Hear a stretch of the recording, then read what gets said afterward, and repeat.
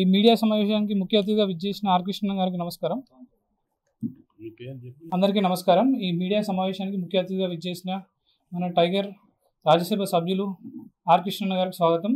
ఇక్కడికి విచ్చేసిన మీడియా మిత్రులందరికీ నమస్కారాలు. నేను మీ గవల భరత్ కుమార్, జాతీయ బీసీ యువజన సంఘం జాతీయ అధ్యక్షుడిని.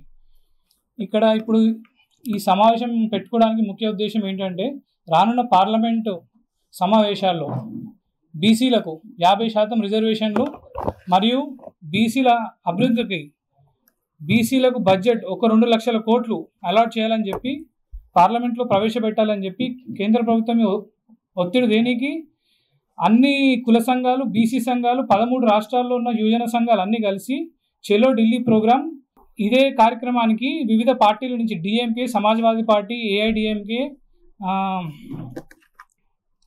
అన్నాడీఎంకే, జనతాదళ్, జేడీయూ, ఆర్జేడీ అన్ని పార్టీల మద్దతు కోరుతున్నాము. అందరితో ఆల్రెడీ ఆర్ కృష్ణ గారు ఫోన్లో మాట్లాడడం జరిగింది. ఇప్పుడు 22న జరిగే పార్లమెంట్ సమావేశంలో అందరితోటి చర్చలు జరిపి వాళ్ళందరి మద్దతు కూడా ఆగస్టు 6న జరిగే ధర్నాకి మేము అందరి మద్దతు కోరుతున్నాం. మా 4 డిమాండ్లు ఏంటంటే, మనకు స్వాతంత్రం వచ్చి 76 సంవత్సరాలు అయింది. మనకు ప్రజాస్వామ్యం అనే పేరుకే ఉన్నది, కానీ బీసీలకు ఎక్కడ అయినా ఎటువంటి అభివృద్ధి లేదు, ఏం లేదు. ఎన్నో సంవత్సరాల నుంచి అనగతొక్కుతున్న బీసీలకు, బడుగులకు, ఎస్సీ ఎస్టీలకు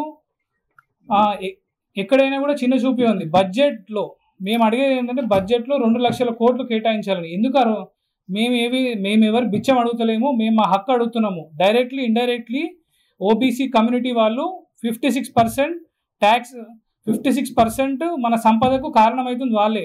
మేము సంపద కట్టిన తర్వాత బీసీల అభివృద్ధి గురించి సంపదను బడ్జెట్ ఇవ్వలేకపోవడము చాలా దురదృష్టకరం.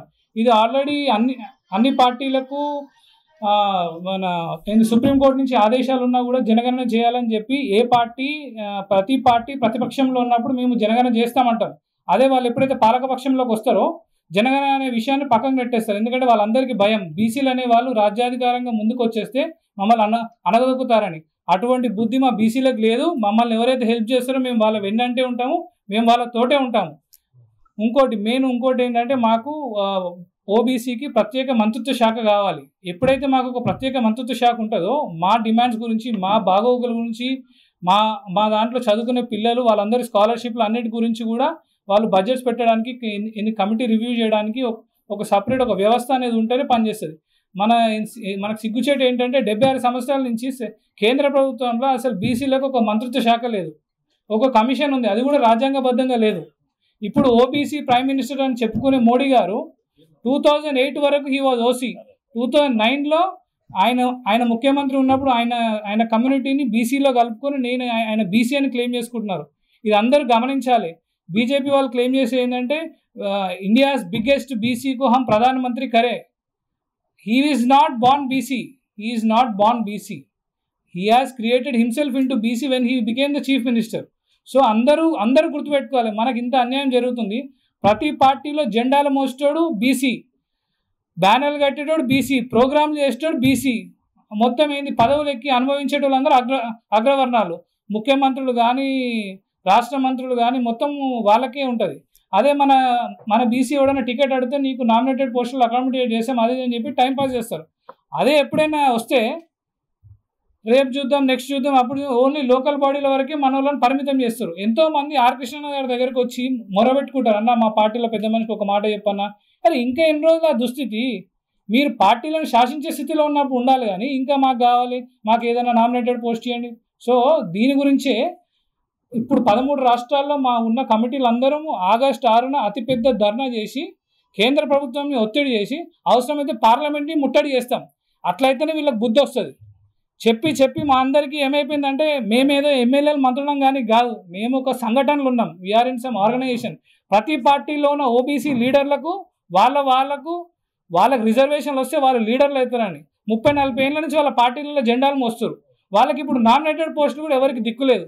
మళ్ళీ చూస్తే మొత్తం అంతా అగ్రవర్ణాలే ఉన్నారు, వాళ్ళ చుట్టాలు, వాళ్ళ రిలేటివ్స్, వాళ్ళ భార్యలు.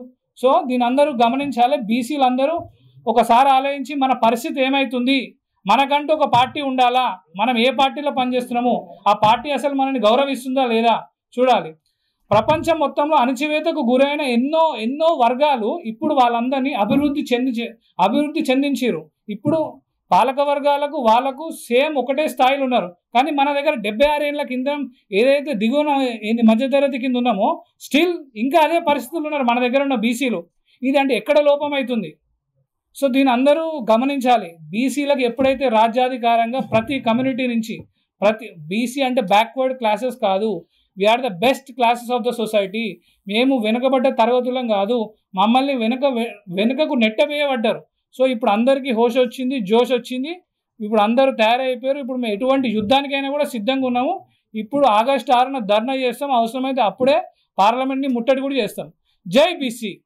పార్లమెంటులో వచ్చే పార్లమెంటు సమావేశాల్లో బీసీ బిల్లు పెట్టి చట్టసభల్లో బీసీలకు 50% రిజర్వేషన్లు కల్పించాలని, అదేవిధంగా కేంద్రంలో బీసీల అభివృద్ధి కోసం ప్రత్యేక మంత్రిత్వ శాఖ పెట్టాలని, బీసీల అభివృద్ధి కార్యక్రమాల కోసం ఏటా 2 లక్షల కోట్ల బడ్జెట్ కేటాయించాలని, ప్రైవేట్ రంగంలో ఎస్సీ ఎస్టీ బీసీ రిజర్వేషన్లు పెట్టాలని, అదేవిధంగా సుప్రీంకోర్టు హైకోర్టు జడ్జిమెంట్లు అన్నీ బీసీలకు వ్యతిరేకంగా వస్తున్నాయి కాబట్టి అందులో కూడా బీసీలకు బీసీ ఎస్సీ ఎస్టీలకు జనాభా ప్రకారం రిజర్వేషన్లు పెట్టాలని కేంద్ర ప్రభుత్వం మీద ఒత్తిడి తీసుకురావడానికి ఆగస్టు 6న పెద్ద ఎత్తున ఆంధ్రప్రదేశ్, తెలంగాణ, ఆంధ్రప్రదేశ్, కర్ణాటక, యూపీ, హర్యానా అన్ని రాష్ట్రాల నుంచి వేలాది మందిని